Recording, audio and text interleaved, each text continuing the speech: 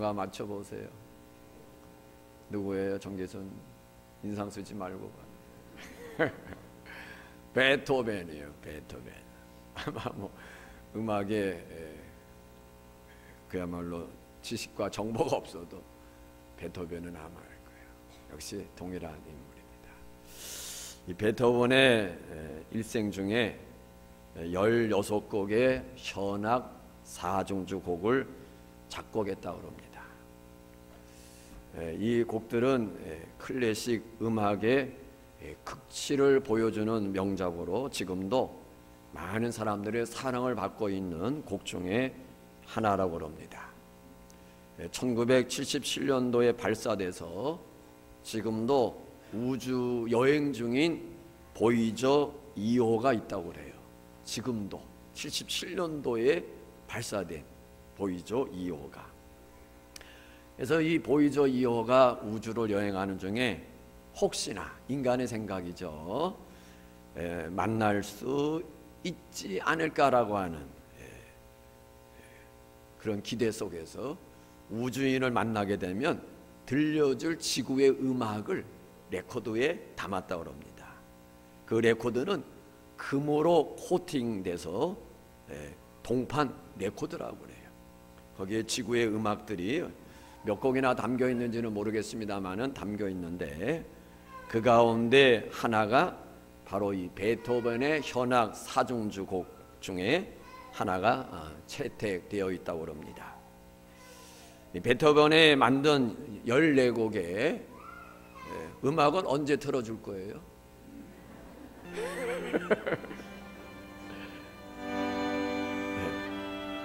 이 곡이 그 현악 사중주 넘버 15번에 제가 이 곡을 왜 지금 배경음악으로 하냐면은 이 곡이 베토벤이 이제 5악장까지 있는데 현악 사중주 15번이 5악장까지 있는데 2악장까지만 완성을 하고 그 이후에는 이어서 곡을 만들지를 못했어요. 투병 생활하는 거. 그래서 그 투병을 통과한 뒤에 내가 여기서 만지니까 만지지 마세요. 볼륨. 투병을 통과한 뒤에 이제 건강을 회복하고 그 다음 5악장으로 되어 있는 3악장 이하의 곡을 만들어 가게 됩니다. 그래서 이 3악장을 만들어 가면서 그 곡에 표제, 제목을 붙여요. 그 제목이 뭐냐 하면 병에서 회복한 자가 하나님께 감사하는 노래. 병에서 회복해서 그런 표제가 붙여져 있어요. 그 16곡의 현악 사중주 가운데 바로 이 넘버 15번의 현악 사중주 곡이 많은 사람들에게 감동을 주고 있다고 합니다. 그리고 어떤 이들은 이 곡이야말로 베토벤의 그 내적인 그런 모든 것들을 잘 표현하고 있는 가장 인간성이 스며 있는 그런 곡이다, 이렇게 이야기들을 하고 있습니다. 저는 이 곡을 통해서 이 베토벤이 그 삶이 깊어지고 많은 음악가들이, 평론가들이 그가 만든 이 곡이야말로 가장 베토벤의 내면적인 모습과 인간적인 모습이 가장 깊이 스며들어 있다고 표현할 수 있는 까닭은 아마도 2악장까지 마치고 이제 투병 생활 속에서 그 병을 이기고 나서 새 힘을 얻고 새로운 느낌과 새로운 감동으로 3악장을 써내려갈 때는 아마 앞에 1악장이나 2악장과는 전혀 다른 느낌으로, 더 다른 어떤 인간성이 완성된 그런 마음으로 곡을 만들지 않았을까, 저는 개인적으로 그런 생각을 가져봅니다. 오히려 그 질병이 베토벤에게 있어서는 더 성숙한 인격자로, 그리고 더 정말 영성이 있는, 또 인간의 사람의 심금을 울릴 수 있는 그런 곡이 되어지지 않았을까 하는 생각을 개인적으로 가져봅니다. 그 질병의 고통 속에서 벗어나서 건강을 회복했을 때 그 기쁨과 감격이 얼마나 컸으면 그 곡의 제목을 병에서 회복한 자가 하나님께 감사하는 성스러운 노래라고 하는 제목을 붙였을까 하는 생각이 듭니다. 아마 이 전체 곡은 한 50분 정도 되는 걸 알고 우리가 병을 고치고 난 이후에 이제 이 3악장 부분만도 약 한 15, 16분 정도 곡을 들어야. 그래서 제가 이 말씀을 준비하면서 그 곡을 계속 틀어놓고 이렇게 왠지 음악을 잘 모르지만은 멋있었던 것 같아요. 인터넷에 들어가면 베토벤 현악 4중주 15번 치면은 15번 제목이 뜰 거예요. 그 가운데 골라서 한번 들어보시 바래요. 우리 찬양대, 그죠? 찬양대는 그 정도 수준이 되잖아. 오늘 우리가 함께 읽을 이 말씀은 하나님께서 사랑하시는 자녀들, 하나님의 백성들에게 왜 환난의 떡을 먹게 하시나, 왜 고생의 물을 마시게 하시나. 사실 우리가 인생 살아가는 데 있어서 가장 힘든 거는 먹고 사는 문제예요.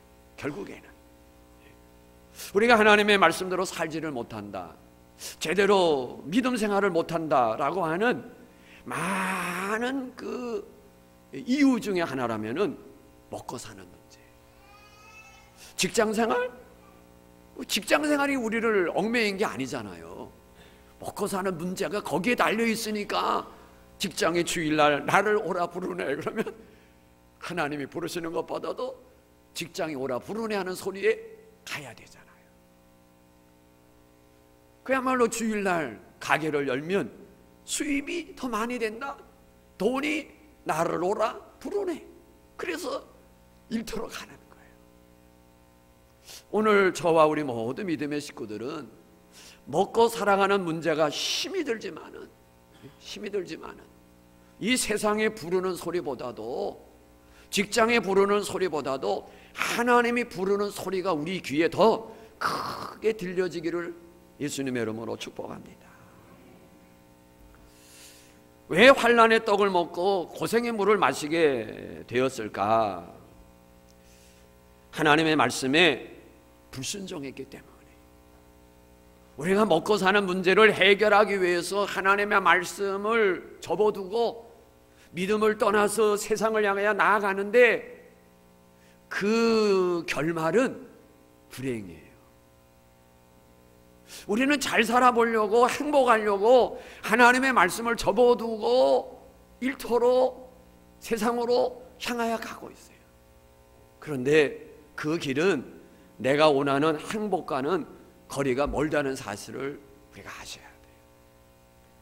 결국 많은 것을 얻는 것이 아니라 결말에 가서는 얻은 것마저도 다 손을 놔야 되는 그런 일이 있게 된다는 것을 우리가 깨달았으면 좋겠습니다. 하나님을 의지해야 될 하나님의 백성들이 하나님을 의지하지 않고 세상의 힘을 의지합니다. 하나님의 방법으로, 하나님의 능력으로 문제를 해결해야 되는데 사람의 힘을 통해서 문제를 해결하려고 하는 어리석음을 범합니다. 뭐 개인적인 일뿐만 아니라 교회 일뿐만 아니라 우리 모든 일이 다 마찬가지예요. 국가도 마찬가지입니다. 저는 현 정부가 하는 일에 불만이 많아요. 잘못하면 돌팔매질 당합니다. 왜? 단순 합법이에요. 단순 합법. 두 가지. 전쟁이나 평화냐 뭐예요? 전쟁이나 평화냐 뭐예요? 평화죠. 그래서 현재 이런 것들을 적어하게 되면 당신은 전쟁을 원하는 거야, 이렇게 나오는 거예요. 다 평화를 원합니다.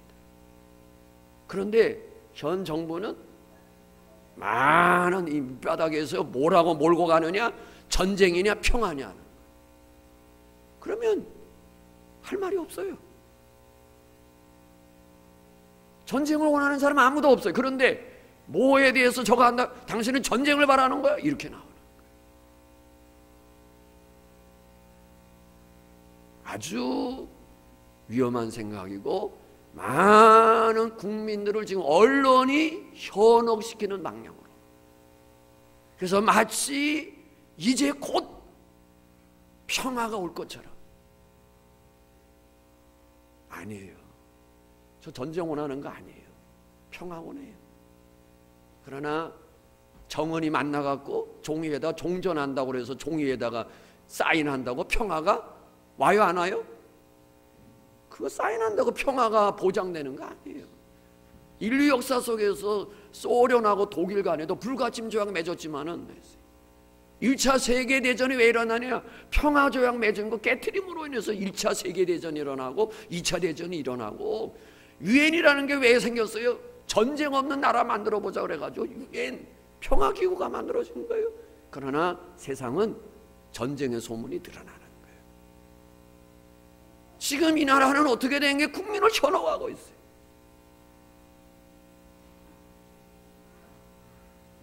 자, 나라도 하나님이 지켜주셔야 돼요. 나라도 하나님이 전쟁이 일어나지 않게 하셔야 돼요. 하나님이 막아주셔야 되는 거예요. 막아주셔야 되는 거예요. 그런데 사람들이 뭐예요? 하나님을 의지하기보다도, 하나님의 방법을 찾기보다도 사람의 힘을 의지하고 인간의 지혜, 지금까지 어떤 쌓여진 경험과 노하우, 발달된 과학적인 어떤 정보와 지식들, 그런 것들로 우리의 삶의 문제를 해결하려고 합니다. 그렇기 때문에 결국에는 그런 인간의 노력이 다 허사가 되고 열방의 수치를 당하는 거예요. 그것이 이스라엘의 역사입니다. 이스라엘의 역사. 하나님께서는 선지자를 통해서 너희는 애굽을 의지하지 말아라 그랬어요. 애굽을 의지하지 말아라. 아수르를 의지하지 말아라. 나 여호와를 의지해라. 그러면 내가 지켜주마. 그런데 이스라엘 백성들은 하나님의 택함 받은 민족인데 애굽을 의지하는 거예요. 애굽을 의지하고 아수르를 의지하고, 그러다가 결국에는 뭐예요? 양쪽에서 다 버림을 당하게 되고 점령을 당하게 되고 아수르에게 삼켜서 북이스라엘은 일찍이 남쪽 유다보다도 망하게 되고, 그거를 보며 지나가는 남유다 왕국도 여전히 하나님 의지하지 않고 하다가 남유다 왕국도 망하고 전체 이스라엘이 다 망하는 거예요. 오늘 말씀이 바로 그런 내용입니다. 이사야 30장 1절로 17절까지는 너희가 나 여호와를 의지하지 아니하고 하나님 의지하다가 망한다. 그런데 안 듣는 거예요. 그러니 하나님께서 뭐라고 말씀하시느냐? 같이 화면 보시고 읽습니다. 시작. 예, 이스라엘 백성들을 뭐라고 말해요? 패역한 백성이라. 패역한 백성들. 그러니 복이 있을진저 화 있을진저. 화 있을진저. 그 다음에 또 뭐라고 말씀하시는가? 그 다음 또 보세요. 읽습니다. 시작. 그러므로 바로의 세력이 너희의 수치가 되며 애굽의 그늘의 피함이 너희의 수욕이 될 것이라. 너희가 나 하나님께 살려주세요, 하나님 도와주세요, 하나님 이 민족 지켜주세요라고 하나님 의지하고 하나님을 힘을 구해야 되는데, 애굽을 의지하고 바로를 의지하겠다고 글리 달려가 그것이 너희에게는 수치가 되고 부끄러움이 되고 수욕이 될 것이다. 오늘 저와 우리 믿음의 식구들은 하나님께 소망을 두고 하나님을 의지하고 하나님의 도움을 구하는 하나님의 자녀들 되어야 될 줄로 믿습니다. 세상을 의지하고 사람을 의지하고 눈에 보이는 것들을 의지하고 이 세상의 과학적인 것들을 의지하고 결국에는 수치와 부끄러움이. 하나님은 오늘도 이 시대 믿는 자들 속에 놀라운 일을 행하시는 하나님이세요. 믿으시기 바랍니다. 제가 지금 이 순간에도 이해되지 않는 것이, 제가 2016년도 11월 5일 날에 제 몸에 아픔이 와갖고 병원에를 갔어요. 돌이 있어요. 돌. 담낭관에 또 돌들이 이렇게 여러 개 있고, 제가 이제 사진상으로 저도 보니까, 그리고 담낭 이 쓸개 자체 안에도 의사의 말로는 큰 게 이제 있어서 이거는 수술을 해서 돌을 제거해야 돼요. 담낭 관에 있는 거는 그냥 내시경으로 깨트리면 될 것 같습니다. 그래. 그런데 관이 이 목으로 넘어가지를 않았어요. 그래서 첫째 날 이제 중단을 하고 둘째 날 다시 또 시작을 했습니다. 제가 이제 마취 상태에서 깨어났을 때는 다 된 줄 알았어요. 그래서 어떻게 오늘은 성공하셨습니까? 했더니 오늘도 못했습니다. 이런 경우는 상당히 드문데 못했습니다. 그래요? 그러면 아프지도 않으니까 그만두고 퇴원합시다 했더니 의사 선생님이 그러면 집으로 가세요. 아프면 또 오세요. 그러는 거예요. 이번에 이제 있어서 또 이제 이번에 또 계속 이제 지금 석 주가 넘습니다. 한 달 되었는데 그래서 이제 초음파 한 거예요. 돌은 이제 없어졌어. 참 희한하죠? 집어넣어서 깨트린 것도 아닌데 다 없어지고 이제는 또 이해 못할 게 남아있는 거야. 이해 못할 게. 이 쓸개, 이 담낭에 이제 저는 위를 90%를 절제했단 말이에요. 그래서 조금 남은 게 제 위를 수술하신 분이 목사님의 경우에는 이런 현상이 있을 수 있다는 거예요. 이 담즙이 이제 내려오면서 그게 제대로 이제 음식물하고 이렇게 해야 되는데 그게 이제 쓸개에 남아갖고 지금 이제 찌꺼기로 남아있는 거예요. 찌꺼기. 그 돌은 어디 가고 지금 이 찌꺼기가 또 있는 거지. 하나님께서 없애주셨겠죠. 그 돌이 어디 갔겠어요. 엄청 아파가고 하는데 이제 또 하나님이 하실 일은 뭐냐면은 쓰레기를 없애주셔야 돼. 쓰레기를. 하나님께서 돌을 그냥 부서뜨려 놓고 거기다 그냥 가만 냅두신 것 같아. 그죠? 하나님이 깨끗하게 들어주지 않고 그냥 부셔주고서는 제가 부셔달라고만 거기까지만 했나? 그러니까 이제 그게 있으면서 이제 쓰레기, 찌꺼기가 있는 거예요. 하나님은 하나님을 의지하는 자에게 힘으로 삼는 자에게 하나님의 방법으로 하나님은 역사하세요. 하나님의 방법. 우리 하나님의 자녀들이 찾아야 될 게 뭐냐면은 하나님의 방법을 찾아야 되는 거예요. 하나님의 방법. 하나님의 방법이 뭘까? 우리 잘 몰라요. 그러나 우리가 믿음으로 하나님의 방법을 구할 때, 하나님의 도움을 구할 때 하나님께서 그 문제를 해결하시는 역사가 분명코 반드시 일어날 줄로 믿습니다. 이스라엘 백성들이 하나님께 소망을 두지 않고 하나님께 도움을 구하지 않고 세상을 의지하는 까닭에 이제 하나님께서 어떤 상황에 떨어지게 되느냐 얘기하면은 너희가 환난의 떡을 먹게 된다. 우리말로 표현하면 눈물 젖은 빵을 먹게 된다는 거예요. 한 끼의 양식을 얻기가 정말 고통스럽게 한 끼의 양식을 얻게 된다는 거예요. 마실 물조차도 없어서 물을 구해야 되는데 얼마나 고생인지 그 고생의 물을 마시게 된다는 거예요. 그러니까 매일매일 하루하루 살아가는 게 고통이라는 거예요.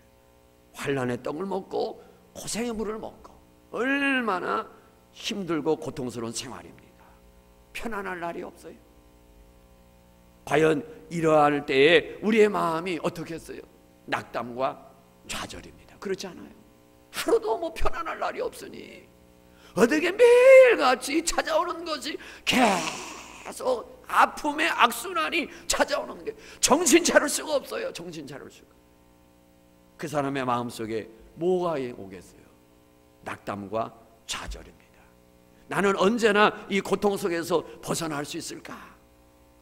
더욱이 앞날을 예측할 수 없는 불확실한 상황이라면 얼마나 답답하겠어요. 뭔가 문제가 해결될 기미가 보여야 되는데 뭔가 이 문제를 뚫고 나갈 수 있는 뭔가가 있어야 되는데 사방을 둘러봐도 아무것도 없을 때 얼마나 그 마음이 답답하겠습니까? 용기를 내세요. 힘을 내세요. 뭔가 미래가 보여야, 한치 앞이 뭔가 보여야, 해결책이 보여야 그래도 소망을 갖고 힘을 내지 않겠어요. 아무것도 안 보이는데. 그래서 사람들은 막다른 상황에 이르게 될 때 믿음 없는 사람들이 극단적으로 결단을 내리는 게 뭐예요? 죽자라는 거예요. 자살을 생각하는 거예요. 뭐 길이 안 보이니까. 끝났어. 더 이상. 그러니까 믿음이 없으니까, 더 이상 길이 안 보이니까 죽자. 그래서 자살을 선택하죠. 근데 우리말은 참 재밌어요. 자살을 뒤집으면 뭐예요? 살자예요.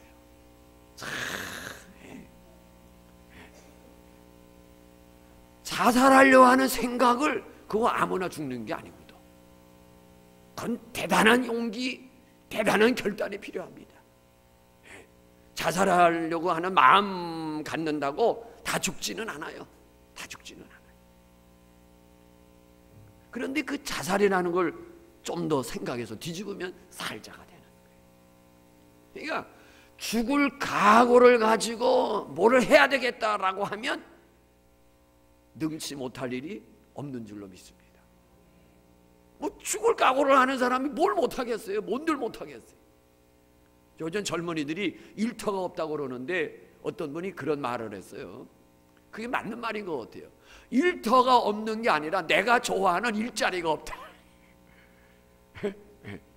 일자리는 많아요. 일자리는 많아. 그런데 뭐예요? 자기가 좋아하는 일터가 없는 거야. 그래서 그냥 무의도식하면서 사는 거예요. 왜?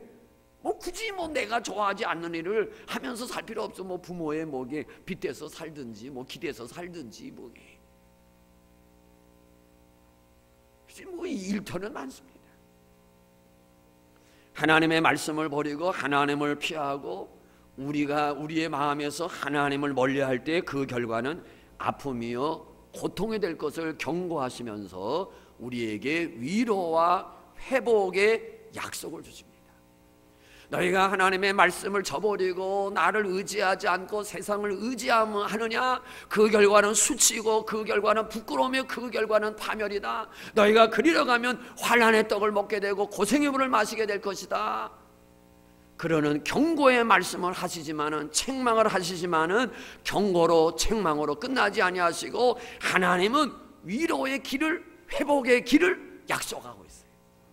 그것이 오늘 18절입니다. 18절 같이 읽습니다. 시작.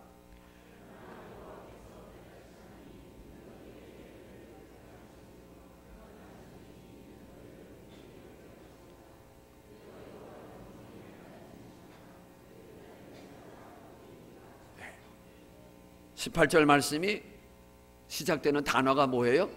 그러나. 우리 세 번만 합시다. 시작. 그러나, 그러나, 그러나. 앞에까지는 말씀에 불순종하여 죽을 상황이에요. 죽을 상황. 죽을 상황. 말씀에 불순종하면 죽을 상황, 수치와 수모를 당하려는 경고와 책망이에요. 그런데 18절부터 반전이 그러나, 그러나, 그러나 나 여호와는 뭐 하신다? 기다리신다. 따라합시다. 여호와께서 기다리신다. 하나님이 기다리신다는 거예요. 내가 하나님을 떠나서 하나님의 말씀에 불순종해서 세상 길로 가다가 믿음의 길을 떠나서 살다가 지금 어려운 가운데 처했지만은 하나님께서는 위로의 길을, 회복의 길을 다시금 일으켜주시는 그 역사를 베풀기를 원하시는데, 그래서 뭐예요? 기다리시는 거예요. 그러나 여호와께서 기다리시나니. 그러면 이제는 우리가 결정해야 돼. 뭐 해야 돼요? 하나님께로 돌아가자. 따라합시다. 여호와께로 돌아갑시다. 하나님께로 돌아가야 되는 거예요. 하나님께로 돌아가야 돼. 내 마음이 하나님께로부터 멀어졌어요. 하나님께로부터 떠났어요. 이제는 내가 하나님께로 가까이 나가자. 이제는 내가 하나님을 찾자. 이제는 내가 하나님만을 붙잡자. 아멘이십니까? 왜? 하나님이 기다리고 있어요. 다시 기회를 주시는 반전의 역사입니다. 이게 우리 하나님이세요. 나는 하나님으로 떠났지만은 하나님은 기다리고 계셔. 기다려요. 언제나 그 자리에서 아이들이 길을 잃어먹고 하고 이게 서로 만나는 길이 엇갈려질 때는 그 자리에 있지 않기 때문이에요. 만나기로 했는데 아이가 안 돌아와, 어느 만나는 사람이 안 와, 그러면 기다리는 사람이 그 자리에 있어야 되는데 또 찾아가요. 또 찾아가. 아유, 4번 출구인가? 또 그 사람은 또 1번 출구인가? 빙빙빙빙 돌다가 결국에는 못 만나. 나 그 4번 출구에 있었는데, 나 2번 출구에 가니까 없던데. 왜 없어? 다른 데로 갔던 거야. 1번, 2번, 3번 돌아다녀. 항상 뭐 해요? 그 자리에서 기다리라. 그 자리. 해외여행을 하다 보면은 가이드들이 해주는 이야기가 있어요. 로마의 그 바티칸 궁에 가게 되면 뭐 사람이 무지하게 많습니다. 밀려서 갑니다. 그러니까 구경하다 보면요, 대열을 잃어버려요. 그리고 길이 여러 갈래기 때문에 못 찾아요. 못 만나요. 당황하죠. 그래서 가이드들이 항상 얘기해요. 잃어버렸거들랑 우리가 왔던 그 자리에 계십시오. 찾으러 다니지 마시고 그 자리에. 그러면 뭐예요? 가이드가 자기들이 가는 길로 다시 역순환해서 가는 거야. 그럼 만나. 근데 모르는 사람이 잃어버렸다. 또 잃어버리는 사람은요, 그 자리에 있으란 말도 잊어버렸어요. 그 자리에 있으란 말도 잃어버리고 헤매가고 다른 사람까지 몇 시간 동안 고생을 하게. 하나님은 늘 그 자리에 계세요. 그 자리에. 멀어진 건 나야. 돌아오시면 되는 거예요. 기다리시는 하나님. 왜 기다리십니까? 회개하고 돌아오기를 기다리는 거예요. 회개하고 돌아오기를. 오늘 우리가 사는 길은 하나님께로 돌아가는 거예요. 돌아가기만 하면 하나님께서 은혜를 베풀어 주세요. 돌아가기만 하면 하나님께서 긍휼을 베풀어 주세요. 긍휼은 뭐예요? 이 불쌍한 거, 이 불쌍한 거. 너 왜 길을 떠났어? 왜 내 품을 떠났어? 내 품 떠나면 고생이라고 말 안 했어. 그래서 가엾이 여겨주시는 거야. 나를 떠나고 얼마나 고생 많이 했냐. 아이고 거지 산거지 됐구나. 그냥 먹지도 못해가지고 그냥 몰골이 했구나. 그래가지고 그냥 하나님께서 그냥 맛있는 거 그냥 가져가지고서 그냥 다. 그게 누가복음 15장에 나타나는 집을 나가는 아들을 맞이하는 아버지의 마음 아닙니까? 아버지. 그러면 하나님께서 어떤 은혜를 주시느냐? 19절 같이 읽어요. 19절 읽습니다. 시작. 시온에 거주하며 예루살렘에 거주하는 백성아, 너는 다시 통곡하지 아니할 것이라. 그가 내 부르짖는 소리로 말미암아 내게 은혜를 베푸시되 그가 들으실 때 내게 응답하리라. 할렐루야. 다시는 뭐하지 아니하리라? 통곡하지 아니하리라. 다시는 눈물을 흘리며 애통하는 일이 없게 해주시겠다는 거예요. 하나님 안에 있으면 통곡할 일이 없어. 또 뭐라고 말씀합니까? 내 부르짖는 소리로 말미암아 도와주리라. 도와주리라. 아멘이십니까? 그리고 부르짖는 그 소리를 들으실 때 뭐예요? 응답하시리라.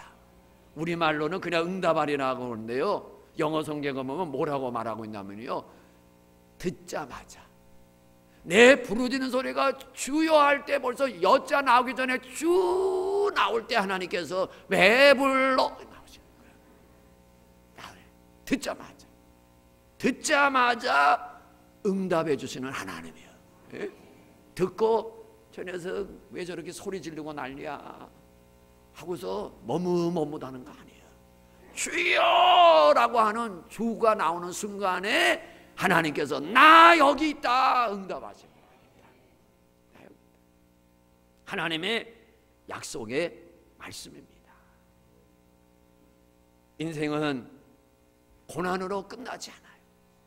하나님의 자녀들은 겪는 그 아픔, 그 고난으로 끝나는 것이 아니에요. 도리어 그 아픔과 고난을 통해서 하나님의 사랑을 더 깊이 깨닫게 되고 진리를 깨닫게 되는 은혜의 역사가 있는 줄로 믿습니다. 그게 자녀들이 겪는 아픔이에요. 베토벤이 그 투병 속에서 그 아픔을, 그 질병을 회복한 후에 더 깊은 심정과 깊은 영성을 가지고 많은 사람들에게 감동을 줄 수 있는 곡을 만들어낸 것처럼 하나님의 자녀들에게는 고난이 고난으로 끝인 것이 아니라 그 고난을 통해서 더 성숙한 신앙과 더 성숙한 인격과 더 깊은 믿음의 자리로 이끄시는 하나님의 은혜의 역사가 있습니다. 그래서 우리 성도들에게 고난은 선택이 아니라 어쩌면 필수 과목이에요. 우리가 예수 믿고 편안한 것만이 원치 마세요. 하나님의 자녀는 고난이 필수 과목인지도 모릅니다. 필수 과목. 따라합시다. 고난은 필수 과목입니다. 옆에 분하고 고난은 필수 과목이랍니다. 그러나 고난이 오고들랑 그 필수 과목 어떻게 해야 돼? 그건 학점 따내야 돼요. 그냥 내가 선택하는 거는 조금 적어야 되지만 필수 과목은 패스 못하면 그건 안 되는 거예요. 고난은 선택이 아니라 필수예요. 왜? 그래야 하나님의 자녀들이 정신 차리거든. 그렇지 않고 그냥 마냥 하늘로 부지런하고 올라가기만 해보세요.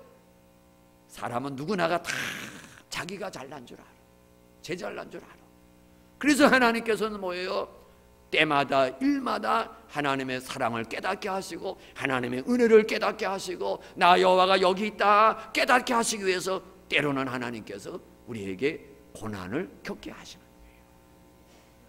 왜 나만 겪나 생각하지 마시고, 이 유대인들은 민족의 큰 위기와 고통의 상황 속에서도 기회와 탈출구를 찾는 일에 아주 우수한 민족이라고 이야기합니다. 그러면 이 유대인들이 왜 모든 민족들 가운데 큰 위기적 상황과 환난을 만났을 때 그런 상황 속에서 위기를 기회로 만들고 탈출구를 찾는 일에 가장 우수한 민족이냐? 이스라엘의 역사가 고난의 역사이기 때문에. 성경에 보세요. 이스라엘의 편안한 때가 얼마나 있어요. 현실 속에 얼마나 있어요. 그러나 지금도 이스라엘은 어느 나라도 얕잡아 볼 수 없는 나라예요. 어느 나라도 유대인들 얕잡아 오지 못합니다. 이스라엘 조그만 나라의 지도를 놓고 보면은 그 수십억의 이슬람족들이 회교도들로 쌓여져 있지만은 이스라엘을 못 삼키는 거예요. 그 숱한 고난 속에서 유대인들은 그것을 뚫고 나가는 탈출구를 찾고 위기를 기회로 바꾸는 일에 탁월한 능력을 소유하게 되는 거예요. 그 숱한 고난 속에서 하나님의 자는 우리들도 마찬가지예요. 그래서 우리에게 어려움이 있을 때, 정말 환난의 떡을 먹고 고생의 물을 마실 때마다 먼저 하나님 앞에서 우리 스스로를 점검하고 살펴볼 수 있는 지혜 있는 믿음의 사람들이 되어지기를 예수님의 이름으로 축복합니다. 그럴 때 하나님께서 어마어마한 복을 주시는데 그 복을 주시는 내용을 읽고 우리 마치도록 하겠어요. 영이 회복되어질 때 하나님이 주시는 복이 무엇인가? 첫 번째, 영이 주실 때 남바 12번 화면 빨리 찾으세요. 첫 번째 읽습니다. 시작. 비를 주사 땅에 먹을 것을 내며 곡식을 풍성하고 땅을 기름지게 하신다. 23절의 말씀. 하나님께서 이제 우리의 심령이 회복될 때 물이 없으니까, 피가 그치니까 이제 비를 주시고 땅에 먹을 것을 내게 하시고 곡식을 풍성하게 하시고 땅을 기름지게 하시겠다. 두 번째 읽습니다. 가축까지도 광활한 목장에서 맛있게 먹이를 먹게 하신다. 가축, 미물 짐승까지라도 우리가 우리 속에서 키우는 모든 가축들까지라도 살찌우게 하시겠다. 그 다음 세 번째 읽습니다. 메마른 고사한 줄령마다 물이 흐르게 하신다. 진노로 인해서 3년 6개월 동안 비가 오지 않잖아요. 하나님께서 골짜골짜마다 물이 넘쳐나게 하신다. 그 다음 또 네 번째 읽습니다. 시작. 여호와께서 자기 백성의 상처를 싸매시며 치료하는 은혜를 주신다. 마음이 상처 입었어요. 육체가 상처 입었어요. 질병을 가지고 있어요.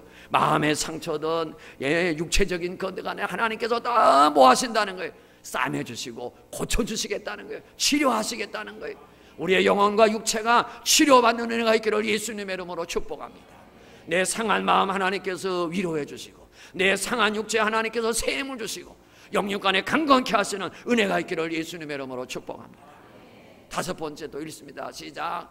그날에는 달빛이 햇빛 같고 햇빛은 7배가 되어 7날의 빛과 같으리라. 할렐루야. 이런 복을 약속하고 있습니다. 우리의 심령이 회복되면, 하나님이 기다리고 있는데 하나님께로 달려가면 내가 이렇게 부어주리라 약속하고 있습니다. 기다리시는 하나님 기억하시고 늘 그분과 가까이하고 그분과 손잡고 살아가는 저와 우리 모두가 되기를 예수님의 이름으로 축복합니다. 이 시간 내가